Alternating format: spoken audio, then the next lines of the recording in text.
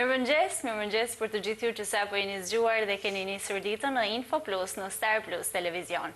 Sot në rubrikën e të ftuarit të ditës kam aktoren e mrekullueshme Merita Smaja. Mirëmëngjes e nderuar, faleminderit që je me mua. Mirëmëngjes dhe mirë se ju gjeta. Mirëmëngjes edhe të gjithë teleshikuesve të televizionit tuaj. Është një kënaqësi e veçantë për ne që të jesh e ftuar dhe ta nisim ditën së bashku, edhe të kemi së bashku një bisedë tepër të këndshme. Dua të nisim nga fillimet e tua, dashur, si nisi dëshira jote për aktrim? Sa shumë e kam treguar këtë, sa tani më duket kështu. Ndoshta tek studia joni jo. Në fakt si nisi, të gjithë thonë nisi kur isha i vogël, po unë jo, nuk e kam nisur kur isha i vogël.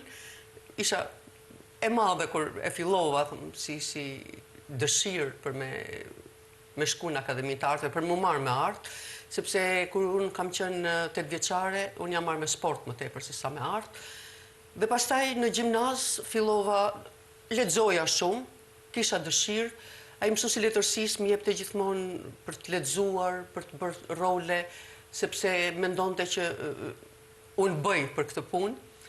Dhe pasaj ai që më dha shtysën faktikisht dhe që më drejtoi drejt kësaj rruge ishte Zef Çoba, i cili ishte me punë peshkopi dhe unë isha në gjimnaz dhe ai më mori pasi se krijoi ansamblin dhe unë bëja moderatore, recitoja, edhe këndoja disa herë. Pra gjitha i bënim se ishte po. Aq qytet i vogël me pak njerëz dhe ansambli u bë shumë i madh, shkuam edhe në dekadat e majit.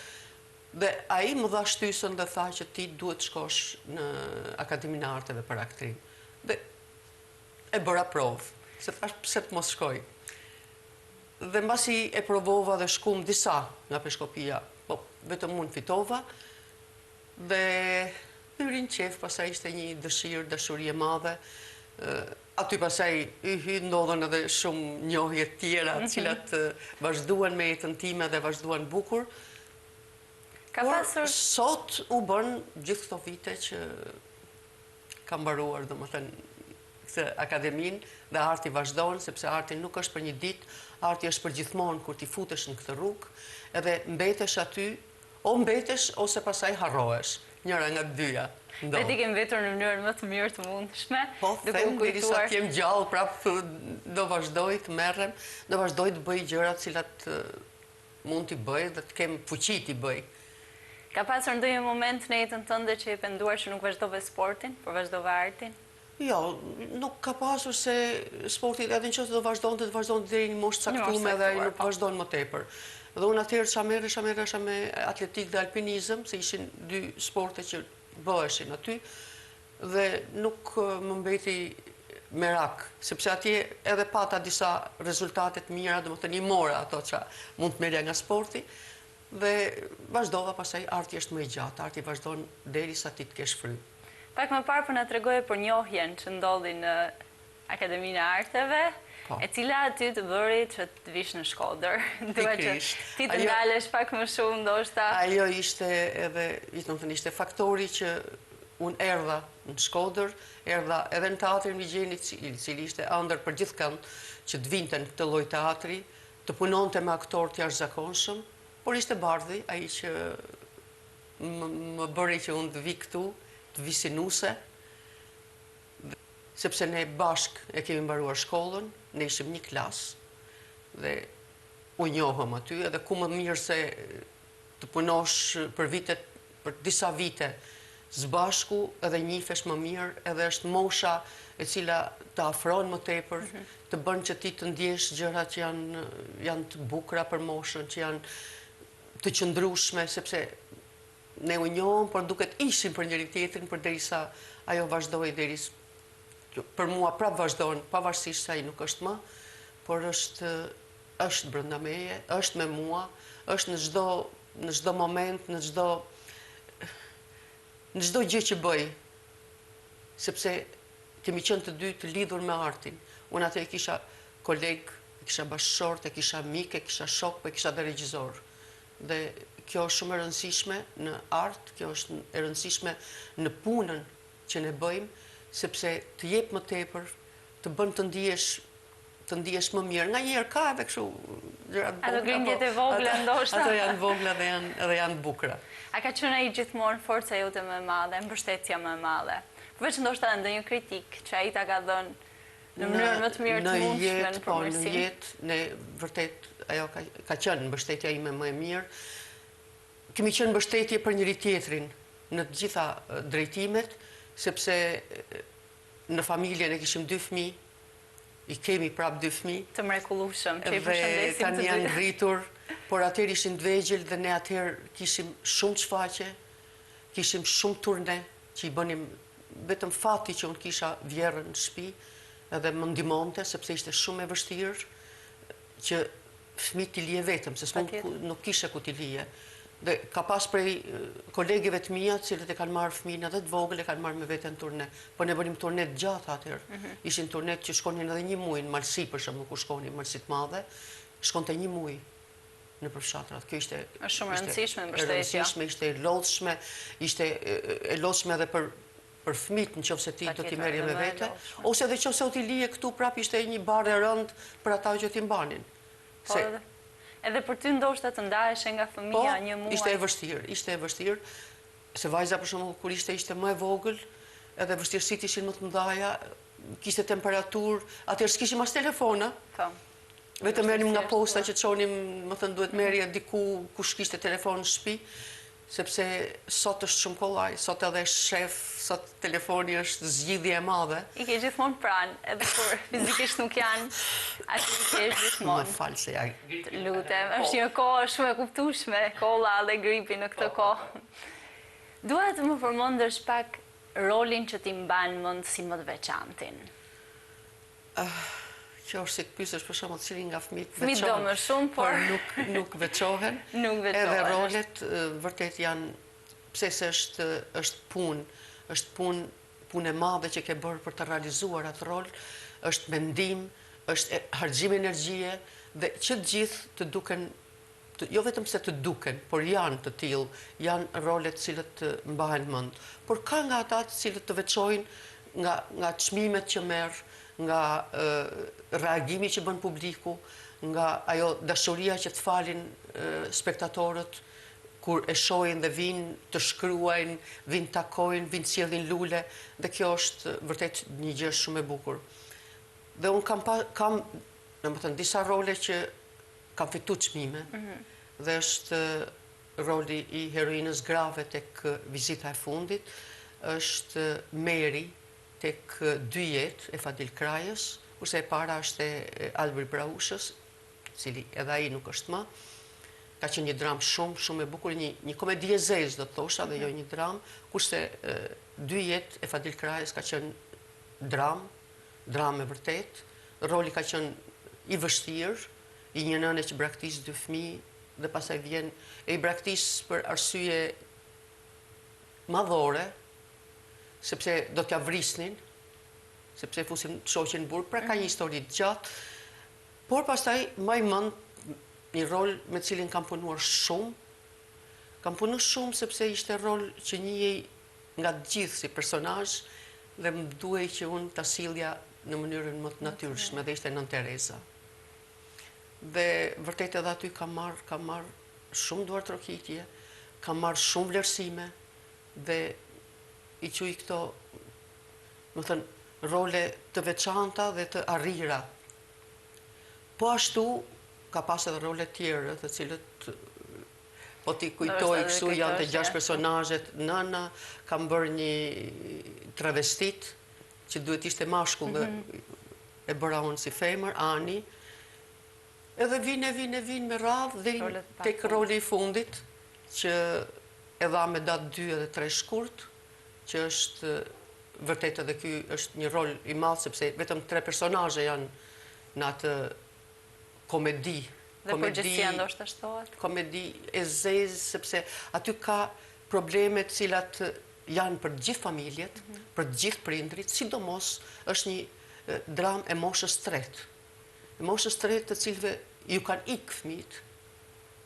Disa janë largu dhe janë këtu dhe nuk vinë, po disa janë jashtë, qoftë djali, qoftë vajza. Pavarësisht se është duke pritur djalin, por mund të ishte edhe vajzë, nuk ka rëndësi, për prindin është njësoj, kur pret, dhe kjo pritje kthehet në një ankth, kthehet në një dëshirë që duket më e madhe se sa ata mund ta mbajnë brenda vetes, është një pritje që sot e kanë të gjithë prindrit. Dhe të vjen keq që ata në moshën më të vështirë, në moshën kur kanë nevojë të kenë sa më tepër njerëz pranë vetes, ata ndihen vetëm. Dhe aty pastaj lindin edhe konfliktet vogla, siç është edhe në dramë, midis çiftit. Pse? Sepse gjithë secili e ka të ndryshme pritjen. Pra nëna pret në atë bën sikur fle, por nuk e merr gjumi, e shef edhe në ëndër. Babai ecën, sepse duket sikur po shkon drejt tij, shkon ta presi, shkon ta sjelli këtu. Edhe është një pritje e dyanshme, me atë ankthin e brendshëm, por të dy kanë të njëjtin hall, të dy kanë të njëjtën dashuri. Dhe kjo mendoj që e bën interesante, edhe i ka bërë njerëzit që të futen më brenda kësaj, dhe dikush ka qarë, dikush ka qeshur me batutat, dikush, pra gjithsecili e përjeton në atë mënyrën e vet të veçantë, që e ka dhe në familjen e vet. A ka ndonjë rol që ti ke thënë pasi e ke bërë që mund ta kisha bërë më mirë, ose pse e mora përsipër? Në përgjithësi të gjithë rolet që i bëjmë, edhe mendoj që për çdo aktor është e tillë, kur e shohim për shembull nëse është e filmuar, që më nuk më pëlqen teatri i filmuar asnjëherë. Sepse nuk e di. Ka tjetër përjetim kur e shikon. Humb ajo ndjesia e skenës, humb ajo ndjesia e të qenit live, humb ajo ndjesia e duartrokitjes spektatorit. Dhe ti ke vetëm një kamera të ftohtë përpara, dhe ti mendon që ka njerëz mbrapa, ka njerëz që të shohin, por nuk janë aty që të japin atë ngrohtësinë që e jep. Dhe gjithmonë ti mendon edhe thu, do ta kisha bërë, këtë për shembull ta kisha bërë kështu. Këtu mund të kisha folur pak në këtë mënyrë, apo në këtë mënyrë, këtë marrëdhënie mund ta kish. Pra janë shumë gjëra të cilat mund t'i bësh ndryshe, por kur mbaron edhe ka mbaruar. Nuk mund t'i kthehesh më prapa. Si është lidhja jote me teatrin? Po lidhja ime është jeta ime. Teatri është jeta ime. Sa bukur është kur e dëgjon këtë, është sepse qysh se kam mbaruar shkollën, domethënë unë në teatr, dhe me teatrin, prap se prap, edhe tani që jam pension, unë prap me teatrin jam, dhe teatri, edhe kur dua të dal, më çojnë këmbët vetë te teatri, sepse është dashuri e madhe, është shpirt, nuk e di, është diçka që nuk mund ta imagjinosh kur nuk je aty, dhe vetëm ata që punojnë në teatr dhe që kanë atë shansin e madh që t'japin shfaqje ne kemi dhe teatrin e bukur, kemi një teatr të veçantë. Nga gjithë Shqipëria vetëm teatri i Shkodrës është më i miri, dhe aty edhe spektatorin ne kemi të mirë, pavarësisht se është largu pak nga teatri, por kemi spektatorin e teatrit, cilët vinë gjithmonë dhe kërkojnë të shfaqje, dhe Shkodra shquhet për një gjë të tillë. Ne ishim Tiranë që dham shfaqje para 2 ditësh, dhe gjysma e sallës ishte shkodran. Dhe të gjithë vinin, edhe kishin ardhur me lule, vinin me një dashuri, thoshin fjalët më të mira, nuk e di, ndihesha aty si Shkodër. Nuk kishte asnjë dallim. Ndoshta Shkodra gjithmonë e do artin, e do të bukurën. E do, po duket kur largohen nga Shkodra, kanë atë dëshirën e madhe dhe sa marrin vesh që të gjithë vinë, se i merr malli për të parë. Edhe kjo është gjë e bukur, sepse nuk ndodh, besoj, në çdo qytet, dhe nuk ndodh me çdo lloj spektatori. Por Shkodra, si sportin, si artin, si gjithçka të bukur, e ka brenda vetes edhe e mban dhe e mbart kudo që të shkoj. Duke qenë më të informuar ndoshta, ose duke parë shumë shfaqje, a janë pak edhe më kritik shkodranët si publik? Janë. Në qoftë se atyre nuk i pëlqen shfaqja, dije se ata kanë të drejtë. Që gabimi është tek ne. Kështu që duhet të jemi shumë të kujdesshëm dhe të zgjedhim. Dhe kam vënë re që duan dramaturgji shqip. Pse? Sepse janë problemet e përditshme. Janë problemet që sot i ka gjithsecili në familjet veta. Dhe kjo i tërheq më tepër dhe i bën që ta përjetojnë shfaqje ndryshe. Ndërsa pjesët e huaja janë shumë të bukura. Kanë edhe ato gjëra që janë përbashkëta me ne, po prap kemi mentalitetet të ndryshme. Kemi një mënyrë jetese krejt tjetër, pavarësisht se nëpër botë tash i ka shqiptar kudo, ku nuk gjen. Edhe në Antarktik, po të shkosh, kam frikë se do të gjesh, do të delë në një shqiptar. Do të dali se s'bën, se janë shpërndarë kaq shumë. Dhe prap se prap, edhe atje, ata ruajnë atë që është e jona, që është shqiptare. Edhe kemi edhe ne emocion kur shohim festa që bëhen në përbot nga shqiptarët, kur shohim një teatr, shtohet atë dhe dashuria. Se ndoshta ne që jetojmë këtu nuk e ndjejmë aq tepër. Ata e kanë më të shtuar, ndoshta. Po për aktorët e rinj, Merita, si po rritet ky brez? Mendoj që po, se tashti në teatr kanë vetë pothuajse të ri. Po. Shumica janë të ri. Domethënë përveç Pierinit që është 50 vjeç dhe ai nuk është shumë i madh, është një moshë relativisht e re.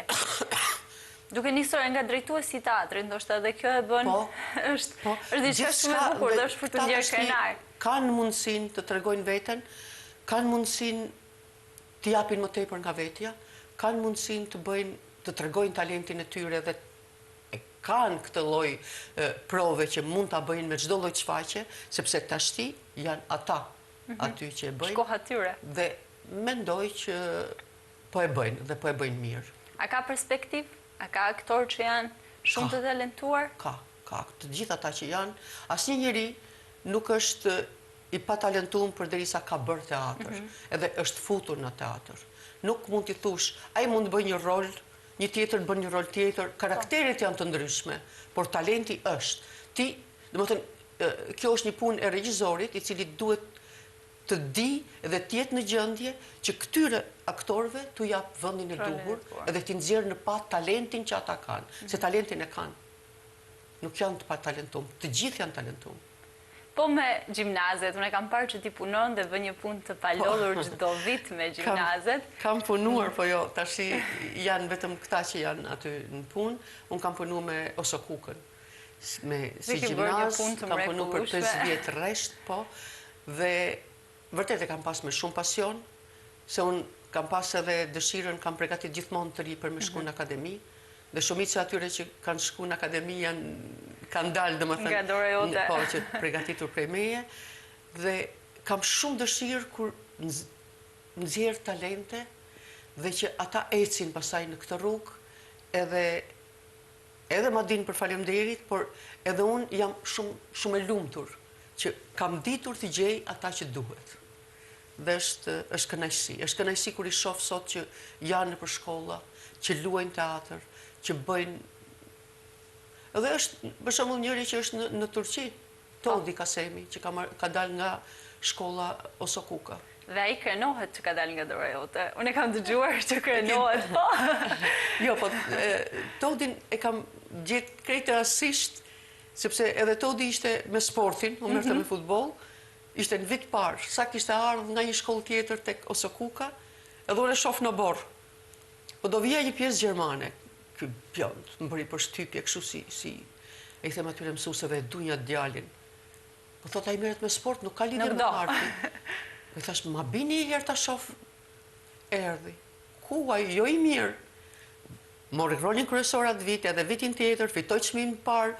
Për të 2 vitet si aktori më i mirë edhe si shfaqje më e mirë e fitun, dhe vërtet sot ai vazhdon shkollën në Stamboll, është në Turqi, edhe për mu ka një perspektivë të jashtëzakonshme dhe ai do të bëhet dikush. Sa e rëndësishme është ju jepet kjo mbështetje të rinjve? Ju i mbani shumë afër, e kam parë që i inkurajoni, ju tregoni rrugën e duhur. Sa mbështetje është kjo për ta? Sepse kjo është mbështetje për teatrin, është mbështetje për ata, është kënaqësi për mua, është kënaqësi sepse kam shumë dëshirë kur i shoh që ata lulëzojnë edhe që japin kaq shumë në fushën e teatrit dhe që e duan teatrin. Sepse ka nga ata të rinj cilët kanë marrë pjesë në shfaqje dhe s'kanë ardhur kur në teatr përpara. Dhe në periudhën pasaj që marrin pjesë dhe bëhen pjesë e teatrit, ata fillojnë edhe vinë teatr. Po vinë teatr, sillin edhe shok në teatr. Pse? Teatri asnjëherë nuk bëhet pa e njohur teatrin. Dashuria nuk hyn kot. Pra, në qoftë se ti nuk mund të duash një njerëz që s'e ke parë kurrë. Patjetër. Është e pamundur. Se s'ke si. Edhe me teatrin. Se nuk e njeh. Edhe me teatrin ndodhe njëjta gjë. Pra, ti duhet ta njohësh, ta shohësh, të hysh brenda ti, ta dashurosh, dhe atëherë ti mund bëhesh edhe mund ta duash teatrin. Por mund të pak më parë që spektatori është larguar paksa nga teatri. A mund t'ju bëjmë këtë mëngjes një thirrje që të tjenë edhe një herë ndoshta, sepse teatri është gjithmonë. Ka filluar afrimi me teatrin, sepse që një periudhë mas 90-s ku njerëzit nuk kishin kohë të merreshin me teatrin, sepse nuk kishin kohë për veten, s'kishin kohë për familjen, nuk kishte punë, ishte një periudhë pak e vështirë, ishte një situatë e vështirë, dhe kjo bëri largimin.